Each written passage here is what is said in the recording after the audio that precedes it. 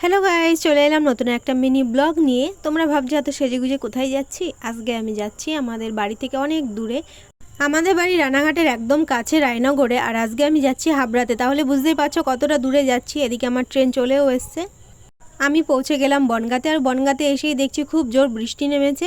তো এদিকে ট্রেনটাও ঢুকে গেল, আর ট্রেনে করে সোজা চলে গেলাম হাবড়াতে। আর আমার ডান পাশের যে দোকানটা দেখতে পাচ্ছ, এই কচুরির দোকানে আমি কচুরি খাবো বলে এসেছিলাম। বিশেষ করে খুব খেতে ইচ্ছে করছিল। এই দেখো, 2 পিস কচুরি হলো 15 টাকা, আর 3 পিস কচুরি 20 টাকা। তো আমরা 3 পিসই নিয়েছিলাম।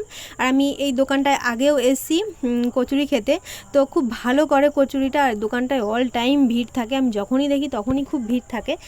আর এরপরে আমরা বাচ্চার বিরিয়ানিও খেয়েছিলাম। সেটা তোমাদের পরে ভিডিওতে দেখাবো, কারণ সব এক ভিডিওতে দেওয়া সম্ভব না, বিশেষ করে শর্টে। কচুরি খাওয়ার পরে একটু শশাও খেয়ে নিয়েছিলাম। আর ভিডিওটি ভালো লাগলে অবশ্যই সাবস্ক্রাইব, লাইক, শেয়ার, কমেন্ট করে পাশে থেকো। টাটা।